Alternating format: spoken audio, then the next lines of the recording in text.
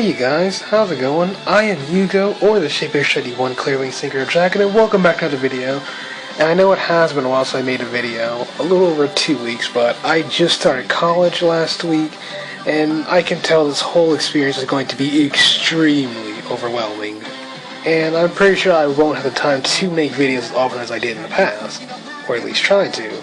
And this whole thing is going to take some time to get adjusted to before I can start making videos again.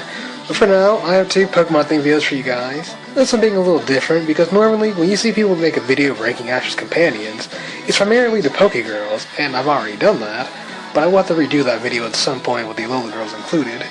And more often than not, I figure the Pokegirls are better characters than the Pokeguys since they actually get more time in the spotlight to be developed than the guys do anyway. Regardless, I want to make a video where I rank, in my opinion, Ash's top 5 guy companions of the anime. And so far, we have 8 guys aside from Ash himself, who technically qualify as being main characters in the anime as well. Initially, I was going to wait for a later time to do this to include Sophocles, Jiawei, and Professor Kuechly, but I decided why not, and if I didn't, it really wouldn't even be a top 5. So let's get started, shall we? Starting off the list at number 5.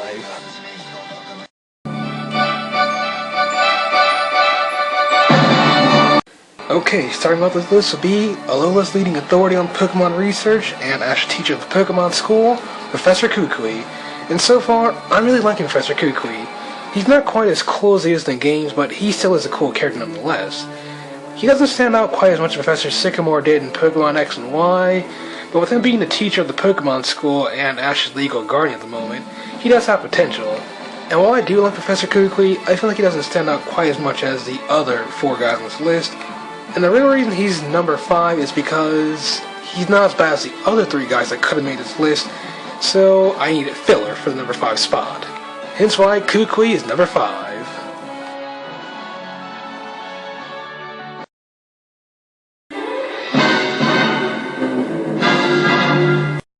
The Pokemon connoisseur himself from the Best Wishes series, and one who isn't really that well liked amongst the fan base. But honestly, I do like Silent myself. People do get annoyed with his cooking puns, and that didn't really bother me. That's really part of the reason why I like Silent, for his over-the-top personality and how ham he gets when he goes into connoisseur mode. Some people may not like large ham characters, but I do. Those characters, in my opinion, are really funny and just a delight to watch, which Silent uses wonderfully in his favor, giving him more personality than really any other guy on this list. However, the downside of Silent's character is, I feel like he doesn't have much character development to his name. The Best Wishes series wasn't really that great developing its characters, unfortunately. Iris and Silent have a lot of personality, but not much else. You suck! Okay, now hold on. Before you all start coming at me with all piss and vinegar for putting the legendary character that is Brock in number 3, just hear me out. I like Brock. I really do. He was a fun character, he had plenty of personality. Overall, a cool guy. He traveled with Ash for 13 years, the longest of anyone else in the anime. But really, that's his problem. He traveled with Ash for 13 years and wound up overstaying his welcome and becoming a flanderized character. Now for those who don't know, a flanderized character is when a particular character has a trait that gets so over-exaggerated that it becomes their only trait. In the beginning, Brock was a cool character. He made decent stride in his goal of being a Pokemon breeder, as well as both him and Misty being Ash's co-mentor since Ash had no idea what he was doing in the beginning. But, from the Orange Islands onward, when Ash showed that he didn't need either Brock or Misty to hold his hand in battle anymore and show he could fend for himself without them, they both suffered as a result. Misty did borderline nothing as far as advancing her own goals, or herself as a character, while Brock did very little to advance his breeder gimmick. Then he began to do less in Hoenn, and in Sinnoh, he did nothing at all, where flanderization really set into place. Brock is, and has always been in the simplest terms, a man-whore, and that's pretty much what he was reduced to, a man-whore, with a stale, Casanova wannabe running gag, and even that got old over time. Brock overall is a cool character, but he just overstayed his welcome by 2 generations, was flanderized, and just faded so far into the background that I just can't help but ask, do you even need to be here anymore? As much as I like Brock, I feel like him leaving at the end of Sinnoh was a better option. Because really, his character wasn't going anywhere anyway. I still do like him though.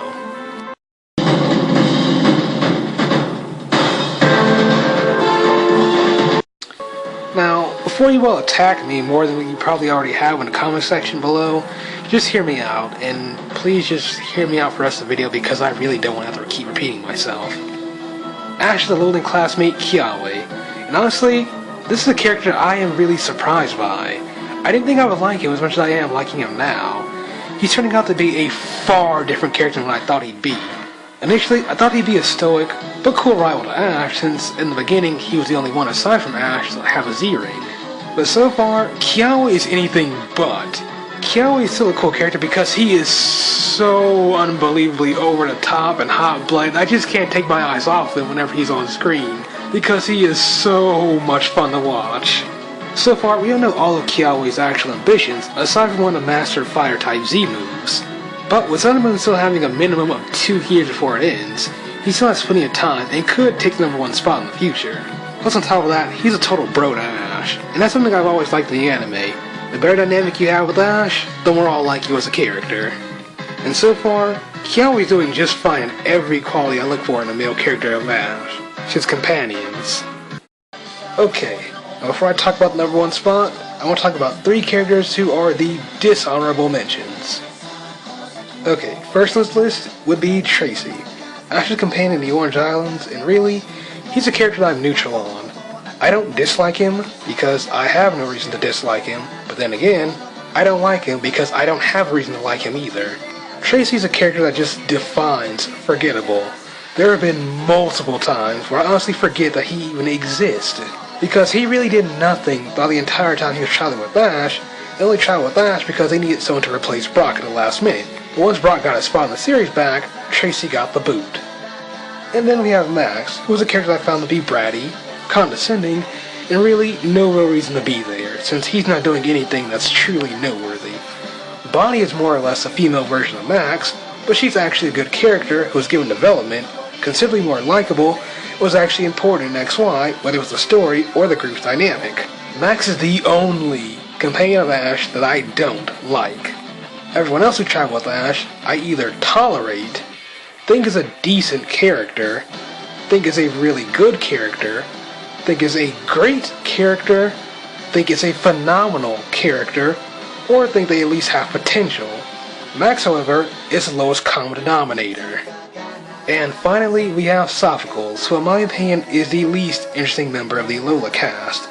Even back in the first episode, I found him to be forgettable because I just couldn't remember his name.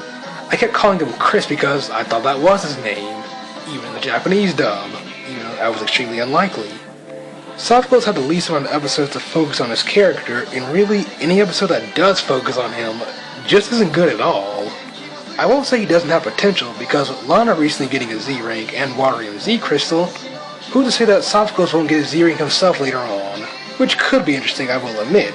Sophocles could be a late bloomer like Serena was, although I don't think Serena at any point in time was a bad character, but that's besides the point. However, for right now, I'm just not feeling Sophocles. Really, he just feels like a copy and paste of Clement. And speaking of which...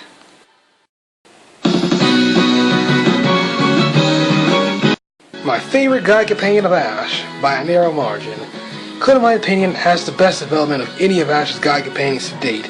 Initially, being an introvert gym leader who felt like he could be better upon meeting Ash, and immediately took to him, admiring him for his confidence and bravery, and felt like if he could be more like Ash, he could be a better gym leader for his challengers. He was important to the overall story of XY, being Ash's best friend, right-hand man, helping Ash learn about Battle Bond, and how to activate it, and would later play a major role in the Team Flare arc, liberating his entire gym by himself from Team Flare, destroying their mind control system to free a rampaging Zygarde in Lumio City, and following the front lines with Ash, the college gym leaders, Diantha, Steven, and their other allies against Team Flare's Megalith. While I do like Clement, he had the same problem as Brock, being that he was flanderized, but not nearly as much. In the beginning, Clement was given a fair number of episodes to develop his character, but after a gym bout with Ash, at the halfway point of the XY series, he just started to fade into the background, being reduced to his inventor gimmick, which I will admit was pretty amusing, with how Clement, like Silent and Jiawei, is an extremely over-the-top character who will just chew the scenery like no tomorrow when revealing a climatic gear, and that was always amusing, at least to me. Regardless, it wasn't until the last 25 or so episodes of the XY series until he began to do more for the plot and be relevant again. But like I said at the number 3 spot, Brock, Jiawei, and Clement are all very close together and have attributes that overshadow the other. Brock has more ambition for his goals than either Clement or Jiawei. Clement has more character development than either Brock or Jiawei. I feel like Jiawei has slightly more personality than either Brock or Clement, and more potential to boot. And all three of them have wonderful chemistry with Ash, with all three of them being a very close friend to him. And there you have it, you guys. That's my list of my top 5 favorite male companions or main male characters of the anime aside from Ash. Who's your favorite male companion or male main character? Who's your least favorite? Comment below and let me know. And like I said, I just started college, so I'm not going to have the time to make any more videos for a while until I get adjusted to this new thing. But when I do, I'll see if I can balance out school, a job, and YouTube.